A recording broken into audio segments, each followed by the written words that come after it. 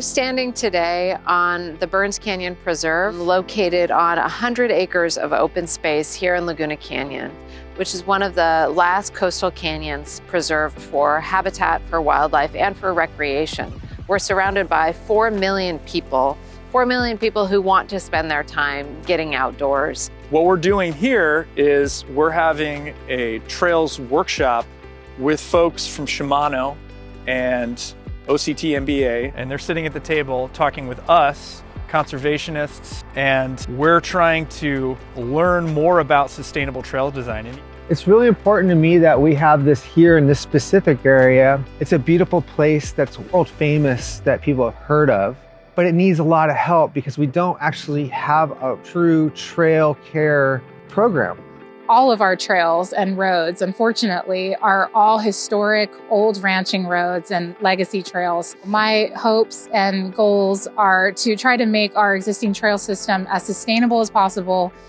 A few of the issues are, some erosion, some expansion, widening of the trails. Some of that, I think, is because the trails were old and not originally built as sustainable trails. So our open space specifically was preserved for habitat value. So the habitat and the wildlife is its first and primary purpose. We believe that responsible recreation is a part of that because it connects people to the land.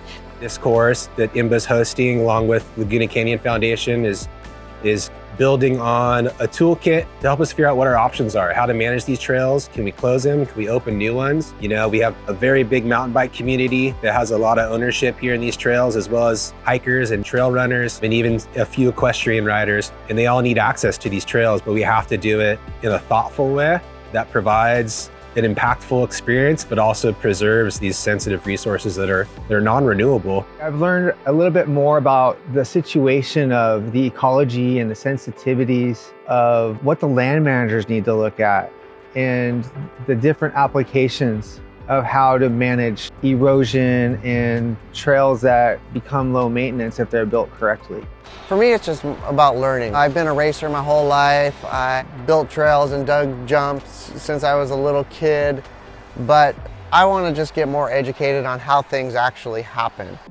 My hopes for the future of riding in this particular area are that we find a way for the riders and the local parks organizations to better kind of come together and understand each other's needs and wants out of the trails so that we can work together to create a more sustainable trail network that caters to everybody and we can all easily cohabitate.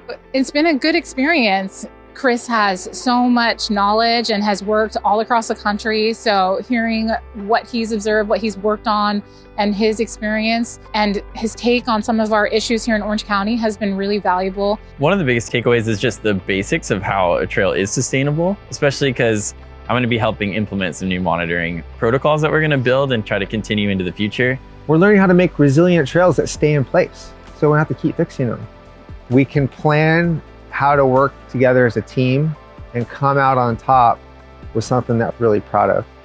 But we have to make sure that we're doing that responsibly.